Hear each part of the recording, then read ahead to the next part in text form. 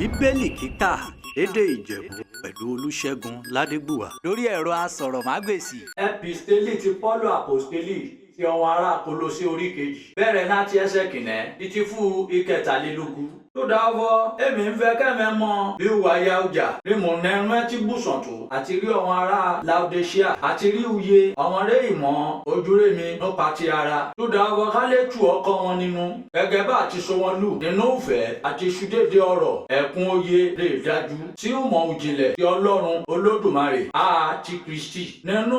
ọ̀nẹ́ra fún dédé òṣùra ọgbọ́n àtúmọ̀ ra àfọpamọ́sí fúwèé ni mò ń wí. Tó dáwọ́ kọ́níkọ́ní má bá fún ọ̀rọ̀ òtàn jẹ mú ẹ ṣùnà kẹ́mílẹ̀ wà sọ́dọ̀ rẹ nípa tara èmi ródò tù mẹ́ nípa ti ẹ̀mí mò ń dá ọ̀dùnnú ọdẹm kíyèsí ètò rẹ àti ó fẹsẹ̀ múlẹ̀ ó gbàgbọ́ rẹ nínú Kristi tó dáná gẹ́gẹ́ bẹ́ẹ̀ ṣe gbà Jésù Kristi Olódùmarè bá gẹ̀lẹ́rì kẹ́ máa rẹ̀ nínú rẹ̀ kẹ́ fún gbòǹgbò múlẹ̀ kẹ́ndẹ́rì ọwọ́ àgbẹ̀rẹ̀rọ̀dọ̀ nínú rẹ̀ kẹ́ fún ẹsẹ̀ rẹ̀ múlẹ̀ nínú gbàgbọ́ rẹ gẹ́gẹ́ bá ti kọ́ rẹ̀ kẹ́ndẹ́ máa gbẹ̀rẹ̀gẹ̀ jígẹ̀ nínú rẹ̀ pẹ̀lú dùpẹ́ ẹ kíyèsára o ọ̀nìkọ́ni máa fún umọ̀ àti ẹ̀tún asán wọ́n máa fún dé mẹ́nu gbèkú gẹ́gẹ́ bí òtàn ònìyàn gẹ́gẹ́ bí ìpilẹ̀ṣẹ̀ ẹ̀kọ́ ayé rèé sí ti Kristi Jésù tó dáa fọ nínú rẹ̀ rí dédé ẹkùn òwà Ọlọ́run Olódùmarè ń gbé nínú ṣọ̀kan adé ti ṣe rẹ̀ ní kíkún nínú rẹ̀ ọ̀nìrè ń ṣe orúkọ rí dédé ìjọba àti dédé agbára nínú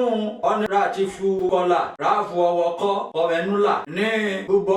ara ẹ̀ṣẹ̀ sílẹ̀ nínú kọlà Kristi Jésù gẹ́gẹ́ bí àti sinmi lù pẹ̀lú rẹ̀ nínú rìbọmi káàdé tó rún ẹ̀ balẹ̀ pẹ̀lú rẹ̀ nípa gbàgbọ́ nínú iṣẹ́ Ọlọ́run Olódùmarè ọ̀nìrè jíǹde kúrò nókù àti ẹ̀mẹ́ ọ̀nìrè tí kú kúdà ẹ̀ṣẹ̀ rẹ̀ àti àìkọ́lá ara rẹ̀ mí ẹ̀mẹ́rùn ti sọ di ààyè pẹ̀lú ara rẹ̀ ọdẹ ti darí dédé ẹ̀ṣẹ̀ rẹ̀ jì mẹ́ ọdẹ tó pàwé májẹ̀mú nẹ́rẹ̀ ìyẹn rè lòdì dédé ẹni rà kọ́ nínú òfin rè lòdì sẹ́ni ọ̀hún tí mo tọ̀nà kó o ti kàn má gbélébù o ti já wọn jọba àti agbára kó nínú ara rẹ̀ o ti dojú tí wọ́n ní gbangba ọmọjọ́ ayọ̀ òṣègùn nírìgòrùn wọn nínú rẹ̀ kúdánẹ̀ ẹ̀ má jẹ́ kọ́níkọ́ní máa ṣùdájọ́ rẹ̀ nórú oorun rẹ̀ ń jẹ́ àbòrun rẹ̀ mú àbòní ti ọjọ́ àsè tàbí oṣù titun tàbí ọjọ́ òsinmi tàbí ọjọ́ ọ̀sẹ̀ lédè rún èè lè ṣí òjìji lédè rún rẹ̀ ń bá ṣùgbọ́n ti Kristi lé ara ẹ̀ má jẹ́ kọ́níkọ́ní fún àdàbọ̀wọ́ rẹ̀lẹ̀ àti àdàbọ̀wọ́ ọ̀sìn ọ̀wọ́n áńgẹ́lì lọ èrè rún ẹgbà náwó rún ẹ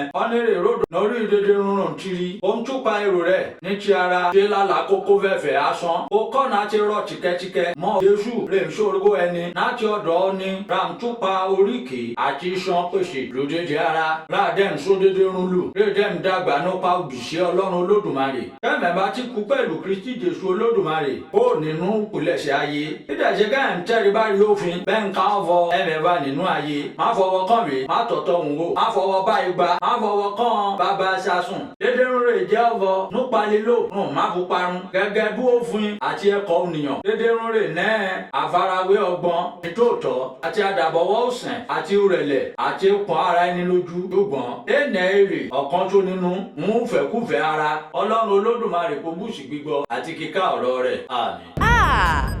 èyí wà lẹ́ni ò sí nǹkan kó o ń sàn án à ń gbádùn ẹ̀jọ́.